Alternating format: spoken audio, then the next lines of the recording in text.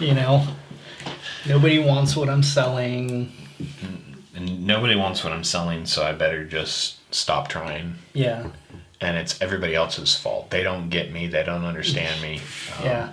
I think I'm pretty special. I think what I have is pretty valuable, but what's wrong with everybody else? Yeah. So would be better to just not even try or do anything. And it kind of goes into him talking about self-doubt too. The counterfeit innovator is wildly self-confident, and the real one is scared to death. Yeah. So, but that's so hard because there are people who are confident and they really are doing what they're supposed to be doing. You know what I mean? Yeah. It's hard to see the difference between, maybe that's the counterfeit is the one, nobody gets me. I'm just me, you know. It's like a cocky confidence. Yeah. I think there's a difference between projecting confidence while being filled with self-doubt and projecting confidence while being filled with confidence.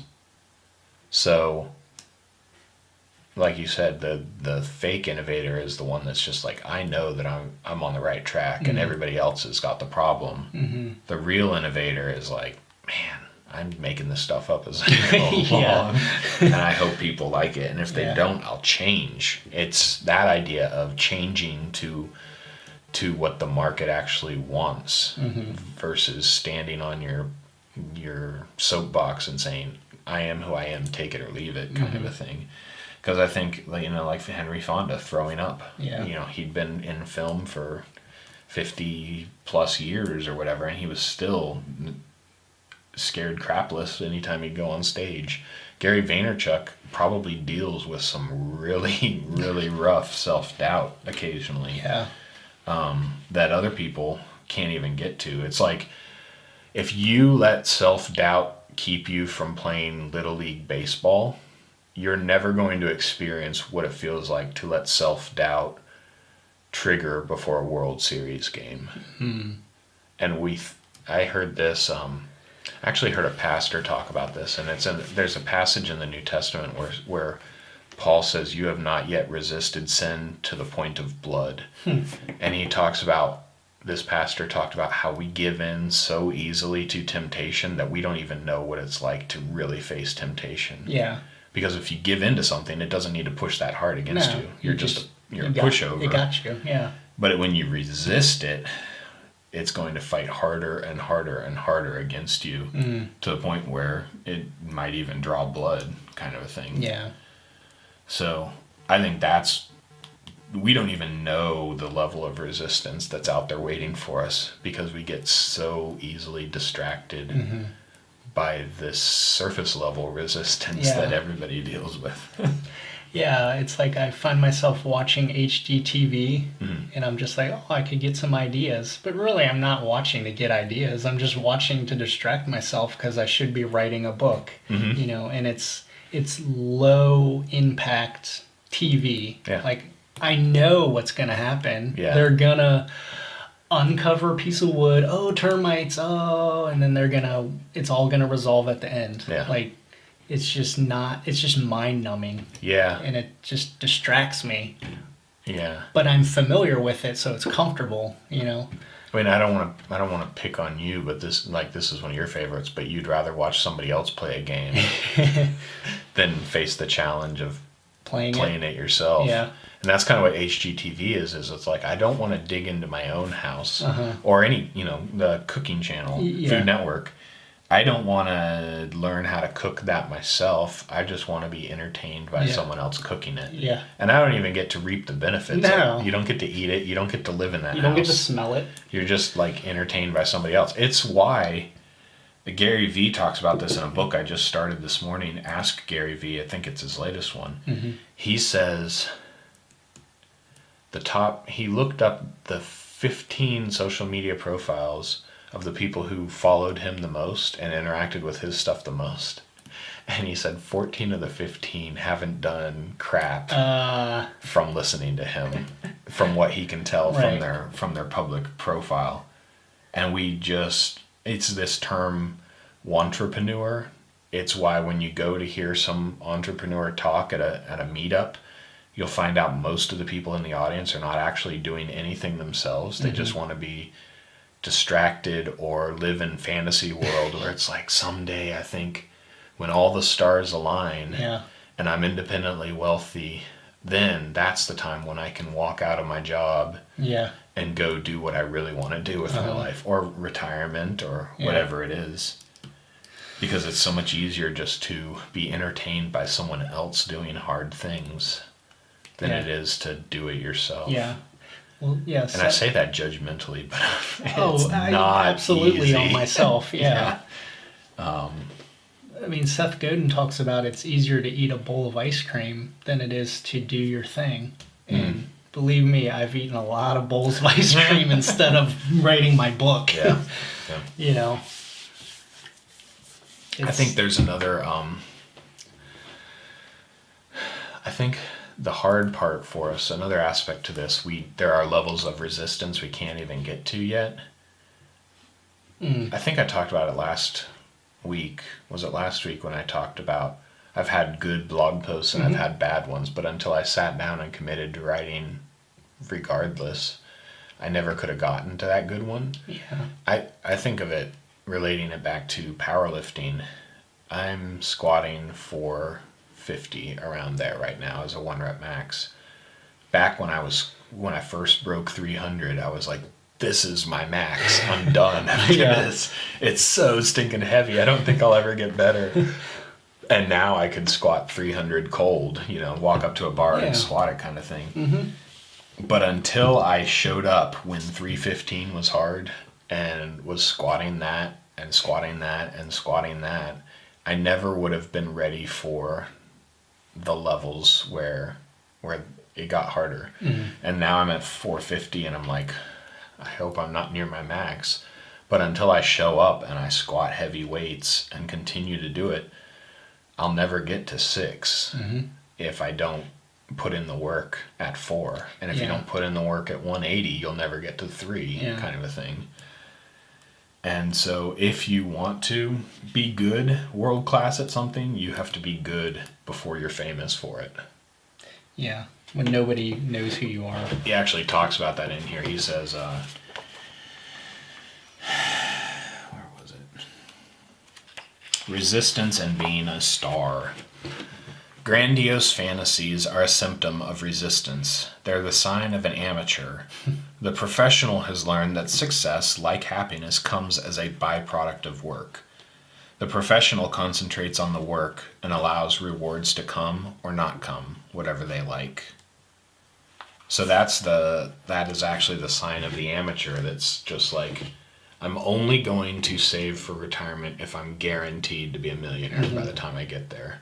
Yeah. I'm only going to put in this work if I'm guaranteed that if I do this, this is going to result. Yeah. And I need to make sure everybody's watching while I do it too. Yeah, I fall into that trap with the podcast. I'm like, just gonna keep doing it and we're gonna be rich, you know. But I listen to other successful podcasters and YouTubers and they're like, if you don't, you should do it because you genuinely like doing the thing and not think about that as the goal. Like, because you're gonna get burned out if you're just doing it to be rich. You know. What's the worst thing to do if you're blogging? Look at your site views. And obsess about them. I mean, you should look at them and think, oh, it's interesting, or that post was more popular than others. But if you're like, I'm going to stop blogging unless I get 500 subscribers in the next month. And you don't, and you quit, well, then you're never going to get to 500. How are you going to get 500 if you don't get one at first? You know? Yep. So the answer to the resistance, if you're ready to move on, but sure. Or did you have something you wanted to? I can talk about it after. It's about criticism. Oh, okay. So the answer, he says, and this is the second half of the second part in the book, is to turn pro. Because talking about amateurs versus professionals, the answer, he says, is to turn pro. Mm-hmm. And he says some of the characteristics of the person who's turned pro is they show up every day. Mm-hmm. They do the work whether they like it or not. They put in the time. They do it regardless of the criticism that they get. They press publish, like Seth Godin always talks about. Mm-hmm. So those are some of the aspects of the pro. Yeah. I had this discussion with Brandon Simpson, who has another podcast, The Disruptive Cast. I was on as a guest back in November, Mm-hmm. and we talked about, a lot of people think a professional is someone who gets paid for what they do. Yeah. I don't think that's a professional. I think professional is more along the lines of Stephen Pressfield. It's about the way that you approach the work, not whether it ever pays off for you. Yeah. If you show up to the gym and you say, look, I'm going to squat this because this is my training plan, Mm-hmm. and I'm not going to wake up in the morning and say, I don't feel like it today, so I'm not. That's the difference of a professional. Yeah. A professional doesn't say, well, once I get a sponsor, then I'll commit to the sport. Yeah. The professional says, I'm going to commit to the sport, and someday I might get a sponsor or not, but that doesn't change the reason I'm doing this. Mm. Yeah. We just want stuff so quickly. Mm-hmm. And that's why the consumerism. Yeah, if you buy, it's easy to buy something and think, oh, it's going to make me feel better. Because that's, like, you can just do that, but it doesn't work. Yeah. And the things you self-medicate with eventually wear off, Mm-hmm. and you need more and more of it. Yeah. So you bought this thing because it made you happy once. Well, now you've bought it again, and you're just like, it's just lost its polish. Mm-hmm. It's not as fun to get a new Samsung GS7 as it was when I got the 5, kind of a thing. It's just, this is life now. A new one's out, I need to upgrade. Yeah. That I think there's another book, it's called Entertaining Ourselves to Death. That's basically like when you build stuff around experiences, like the experience economy, which is another book. Mm-hmm. When you build your life around that, or you build stuff around that, people want to be more and more entertained. Yeah. We've already seen this, what's next, kind of a thing. Yeah. So if you're gonna build a life around people medicating their unhappiness away, they're always going to need more and more hits of it, and you're gonna have to come up with stronger stuff. And what sold last Christmas isn't gonna sell again this Christmas. You need to have something different. You need to have something better to get people into the stores on Black Friday. I mean, I just really think that's the appeal of Facebook, is you just feel that little hit of dopamine when you see that little red notification, like, ooh, Yeah. who liked my stuff? Yeah. But even then, you're like asking yourself, what status could I post that's going to get better reaction this time? It's the opposite. It's, instead of just putting what I truly think is funny or whatever meaningful to me, it's like, what do I think they'll like? Yeah. Yeah. But you're looking for higher and higher levels of humor or pushing the edge, or you can't just post the same thing every single day. I ate this for lunch and expect people to still like it every single time. You need to like change it up or something like that. So we're all chasing dopamine. Let's not pretend we aren't. We all are. Yeah. Did you have more to talk about on that? I think I'm good. Okay. I wanted to talk about the criticism that he talks about. And I'll just read it. Mm-hmm. If you find yourself criticizing other people, you're probably doing it out of resistance. When we see others beginning to live their authentic selves, it drives us crazy if we have not lived out our own. Individuals who have realized in their own lives almost never criticize others. If they speak at all, it is to offer encouragement. Watch yourself. Of all the manifestations of resistance, most only harm ourselves. Criticism and cruelty harm others as well. And I noticed that that's how we are. I mean, people in general, like on Twitter or Facebook, like, somebody would come out with a new movie or a book. Oh, that book effing sucks, man. Aren't actually doing anything themselves. Yeah. It's like, why'd they do that? That sucks, you know. So do it different in your own book. And I'm guilty. I'm definitely guilty of doing that, Yeah. you know. But I mean, we talked about it last episode with someone like Paris Geller from Gilmore Girls. yeah, Her certainty made us uncomfortable. makes us uncomfortable with, why am I not sure Yeah. about anything I want to do? Uh-huh. Criticism is the same way. It's like, I'd rather criticize your work because you put it out there. Mm-hmm. But the work that I have that I'm sitting on, I'm too scared to submit that for To criticism. get any, yeah.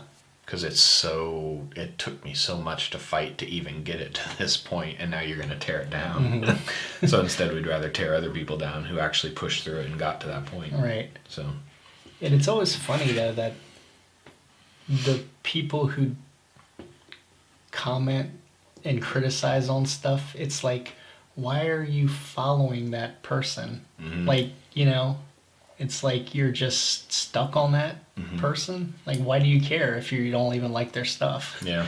It's just weird. Yeah.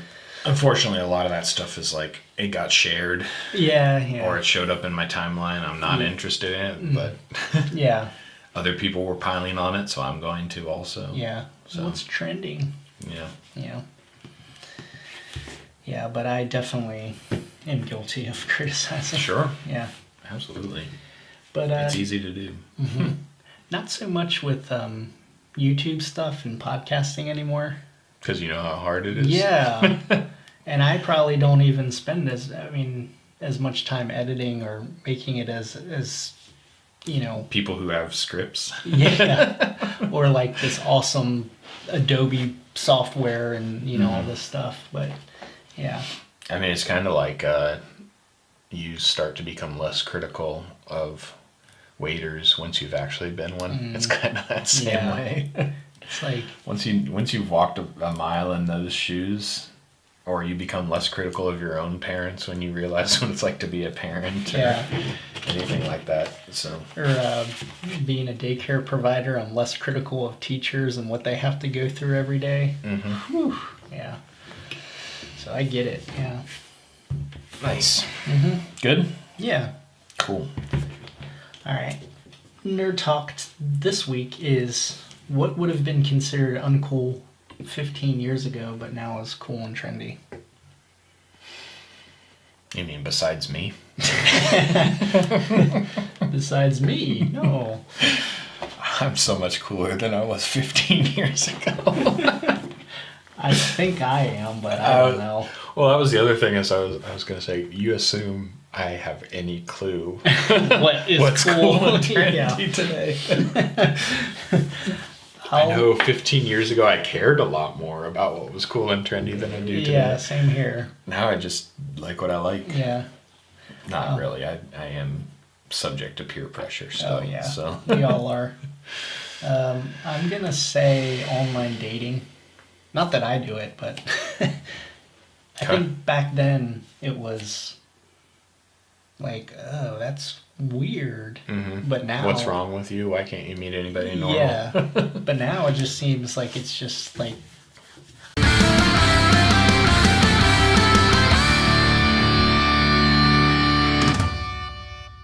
Hadoken!